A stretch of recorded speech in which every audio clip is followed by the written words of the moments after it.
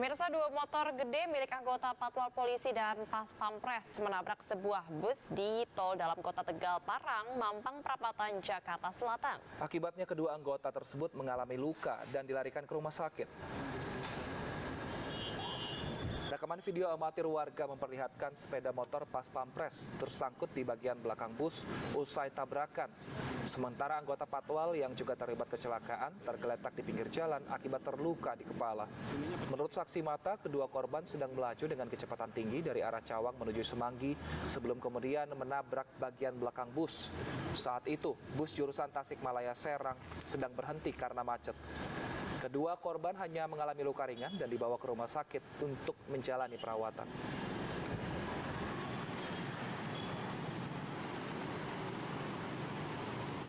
Pencurian ponsel di dashboard motor di Kabupaten Tangerang terekam kamera pengawas. Modus pelaku pura-pura menanyakan harga buah, kemudian pergi setelah ambil barang yang jadi sasaran.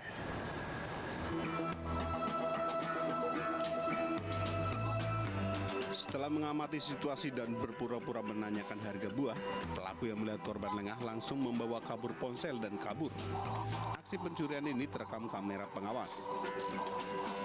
Saat kejadian, suasana kios sedang ramai hingga tidak melihat gerak-gerik pelaku. Korban baru tersadar ponselnya hilang saat akan menaiki sepeda motor usai membeli buah. Diduga pelaku mengetahui korban meletakkan ponsel di dashboard sepeda motor ini sudah mengikuti korban sejak dari Jalan Raya Cikupang hingga ke kios penjual buah. Turun dan pura-pura nanya karena melihat apa yang ada di dashboard, jadi langsung ambil, balik lagi gitu. Meski tidak melaporkan kasus pencurian ke polisi, namun korban mengunggah rekaman kamera pengawas ke media sosial agar masyarakat lebih berhati-hati saat meletakkan barang. Dari Kabupaten Tangerang, Banten, Aimarani Anyus melaporkan. Polisi memanggil orator yang ada di dalam video viral orasi pengurus organisasi Sidikiyah atau Orsyid terkait ajakan berperang. Sementara itu, sepasang suami istri di kota Jambi diringkus anggota cybercrime Direktorat Kriminal Khusus Polda Jambi terkait penipuan dan penggelapan dengan modus investasi. Dan informasi ini sekaligus mengakhiri lapor polisi hari ini. Terima kasih sudah menyaksikan lapor polisi, pemirsa. Bagi Anda yang ingin memberikan aspirasi, keluhan, laporan, dan apresiasi kepada pihak kepolisian di seluruh Nusantara, kami juga membuka laporan pengaduan yang bisa diakses kapanpun melalui sejumlah channel kami, yaitu di Instagram resmi kami @laporpolisi_iNewsTV dan juga di @official iNews TV. Anda juga bisa menghubungi kami melalui email laporpolisi.inews@gmail.com bersama saya, Baby Kristami. Dan saya Wilson Purba, lapor polisi. Anda lapor, kami sampaikan. Datang dari campur adurnya rasa kegelisahan, ketakutan, dan kemarahan. Perang badan pernah jalan. Beredarnya video orasi yang dilakukan pengurus organisasi Sidikiyah atau Orsyid sempat membuat resah. Pasalnya, sang orator menyebut situasi yang dihadapi Sidikiyah saat ini tak ubahnya seperti perang Badar. Dan jika Sidikiyah memanggil kita lagi, siap tidak untuk berjuang? Siap tidak untuk berjuang? Siap tidak untuk membela? Video ini direkam di halaman kediaman pimpinan Ponpes Sidikiyah, Kiai Haji Muhtar Mukti, yang merupakan ayah tersangka pencabulan santriwati MSA. Menanggapi video tersebut, polisi telah menganalisanya dan memanggil orator yang ada di dalam video. Nanti kita masih lihat dulu koordinasi dengan ahli bahasa, apakah hal-hal tersebut masuk dalam ujaran kebencian atau provokasi yang mengakibatkan tindak pidana. Nanti kita koordinasikan dulu terlebih dahulu. Tapi sudah ketahuan siapa pelakunya? Sudah kita dapat inisialnya, orangnya juga sudah jelas. Nanti kita lakukan pemanggilan, sudah kita jadwalkan. Sementara pengurus organisasi Sidikiyah berdalih, orasi yang dilakukan dalam video hanya bertujuan memberikan semangat kepada para santri yang baru saja dipulangkan polisi. Sang orator juga disebut telah meminta maaf dan berharap kasus ini tidak diproses hukum. Bahwa yang dimaksud adalah setelah perang Badar dalam kondisi yang lemah, loyo semacam itu, kita berharap kita ada kesiapan anak-anak ini untuk mempersiapkan diri pada perang yang lebih besar, yaitu perang melawan hawa nafsu. Banyak hal permasalahan yang tidak harus berujung pada permasalahan hukum.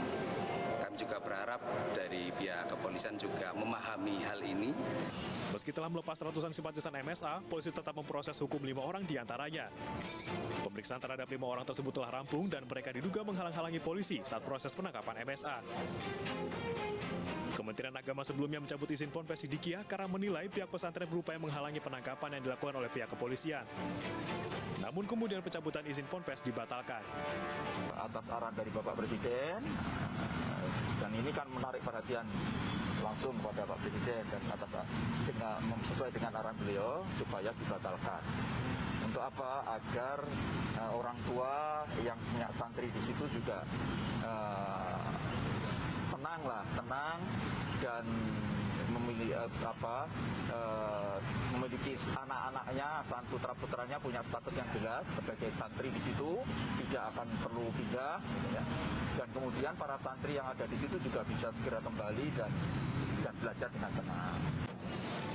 Sebelumnya, penangkapan pelaku pencabulan santriwati MSA alias Beki mendapat perhatian masyarakat. Upaya penangkapan berlangsung alot sebelum akhirnya Beki menyerahkan diri.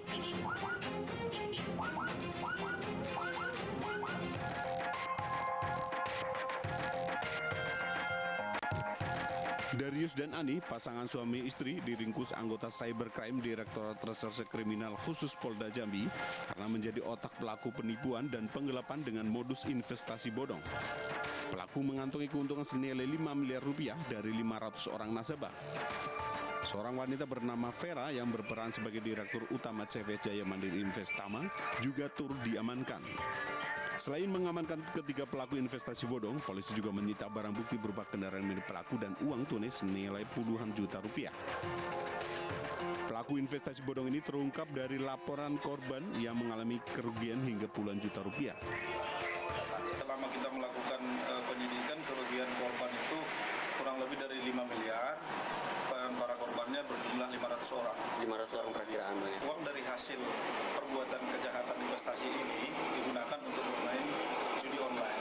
Satu korban itu bervariasi, bisa ada 25 juta, ada yang sampai 400 juta. Dari hasil pemeriksaan, korban investasi bodong berkedok perkebunan sawit tersebut mencapai ratusan orang dengan total kerugian mencapai 5 miliar rupiah. Sementara keuntungan dari kejahatan tersebut digunakan suami pelaku untuk modal judi online. Dari kota Jambi, Adrianus Susandra Ainus melaporkan.